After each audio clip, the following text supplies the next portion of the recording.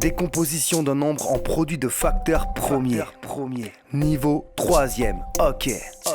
Dans cette leçon, on va apprendre à trouver la décomposition d'un nombre en produit de facteurs premiers. Avant de commencer, rappelons quand même qu'un nombre premier n'est divisible que par un et lui-même. Il va falloir apprendre par cœur, ne t'en déplaise, les premiers de ces nombres de 3, 5, 7, 11 et 13. Maintenant on peut commencer. Premièrement, une décomposition, qu'est-ce que c'est? Ouais, on y va doucement. Il s'agit de trouver une autre façon d'écrire un nombre et de le remplacer par une multiplication. Juste un petit exemple pour savoir où l'on va. Décomposition de 30, c'est 2 fois 5 fois 3. Bien sûr c'est légitime de se demander pourquoi. Pourquoi pas 5 fois 6? Pourquoi pas 10 fois 3? Rappelle-toi la consignée. Décomposer en quoi? En produit de facteurs premiers. Et 10 et 6 ne le sont pas. Décompose des nombres en multiplication. Si tu te perds, fais une pause et réécoute la chanson. Décompose, on voit qu'elle n'est pas dure la leçon. Décompose pour simplifier les fractions. Décompose des nombres en produit mec. Et je vais te dire quelque chose, au pire prends la calculette. Décompose en produit de facteurs premiers. Dès qu'un problème se pose, des fois ça peut aider. Dans ce couplet nous allons apprendre à décomposer. Tout d'abord écris ton nombre et tire un trait à côté. On va prendre un exemple car c'est mieux pour expliquer.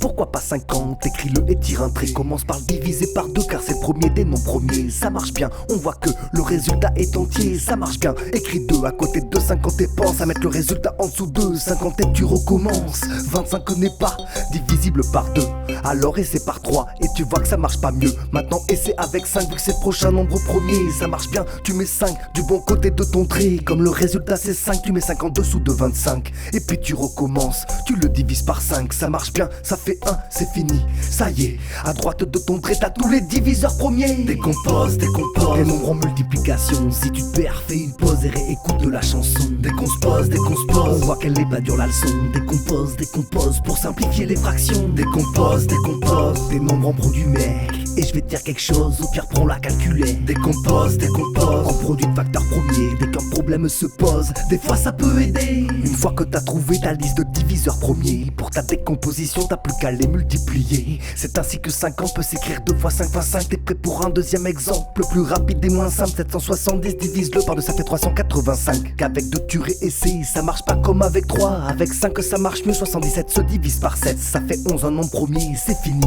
Y'a plus qu'à écrire 770 égale 2 fois 5 fois 7 fois 11 maintenant. Tu te demandes toujours normal à quoi ça sert, brasse-ton du vent. Tu veux un exemple possible, on va parler grosses fractions. Pour les rendre irréductibles avec les décompositions. Pour rester dans nos exemples, 50 sur 770, tu veux réduire en place 50 par sa décomposition.